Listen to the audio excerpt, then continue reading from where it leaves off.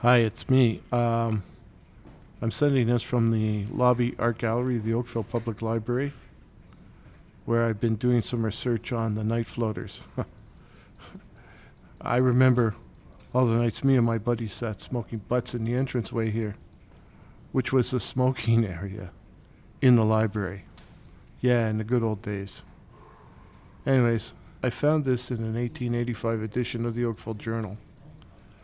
I'll read it to you, and please excuse the flowery language that reporters employed back then.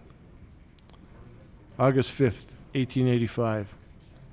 Mysterious death in Oakville Harbor. Man without a head. The normally peaceful environs of the Oakville Harbor have been thrown into turmoil by the sensational discovery in the early hours of the Sabbath morn of the headless body of the notorious ne'er-do-well and local character, Albert or Ab Ireton, which was found sprawled out near the Coast Guard station by night watchman Purkis. The good official at first believed that the old toper was under the weather, but on attempting to wake him, was horrified to ascertain that he was shaking a headless corpse. The watchman roused the waterfront with his cries for assistance, and was soon surrounded by a crowd of frightened onlookers, amongst them Constable Heel. A quick search of the immediate vicinity failed to disclose the missing appendage, which is presumed fallen into the lake, and which may never drift into shore and be recovered. The condition of the corpse has caused additional confusion, whilst a puckered orifice appears in the area where the head and neck were attached to the trunk of the body. There are no obvious signs of decapitation or violence. It is fervently hoped the coroner, Dr. Abbott, will be able to bring light where all is currently in the most profound darkness. That was the August 5th edition. So here's the August 12th edition. Sorry for the background noise, but I'm hearing broadcasting, as I say, right from the library. And it kind of echoes in this corridor here. People passing by. Ireton died of this is from the August 12th, 1885 edition. Ireton died of natural causes. Head found far from the rest of the body. A coroner's jury, convened on Wednesday last in the tap room of the Oakville House, returned a verdict of death by misadventure in the mysterious case of Ab or Albert Ireton, a notorious wastrel, whose headless body was discovered by the Coast Guard station in the early mornings of the Sabbath last. Testimony from Dr. Abbott indicated the deceased expired from heart failure, the result of many years of hard living. However, the good medico was unable to explain the lack of any obvious wound at the spot where the neck meets the trunk of the body. It appeared the head had simply detached itself.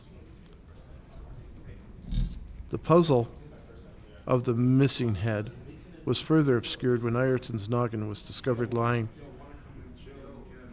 in a flower bed underneath the windows of a home on Upper Navy Street, a considerable walk from the location where the body was found. No rational explanation can be advanced as to its presence there, but a most curious story is told by Eliza, a maidservant living in an attic room.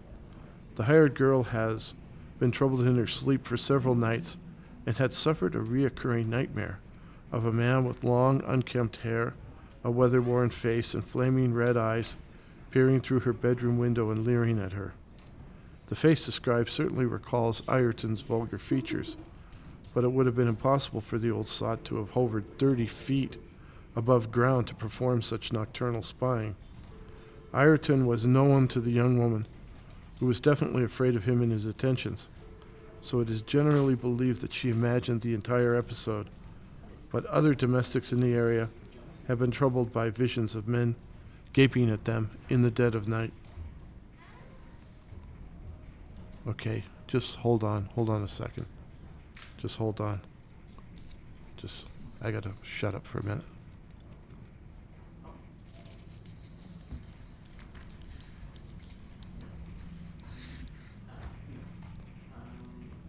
Yeah, sorry about that. Some guy came in and he was kind of staring at me. So I just thought I would play it cool for a minute, but he's moved on. Maybe it's probably just a regular library patron. But that's good advice to me that, or a good reminder that I should probably get a move on. I've kind of got the hellhounds on my trail, so I just got to keep moving. But did you get the implications of that news report?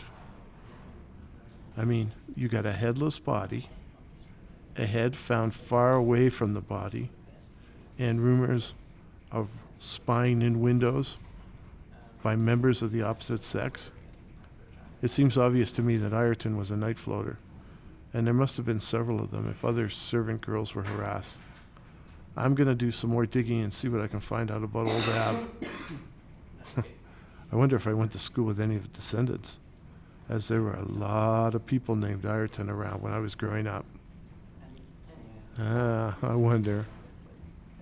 Hey, wait a minute. That guy's coming back again. He's pretending to look at his phone, but I think he's actually kind of keeping his eye on me. Well, I got to go right now. I'll be in touch when I can, if I can. Bye.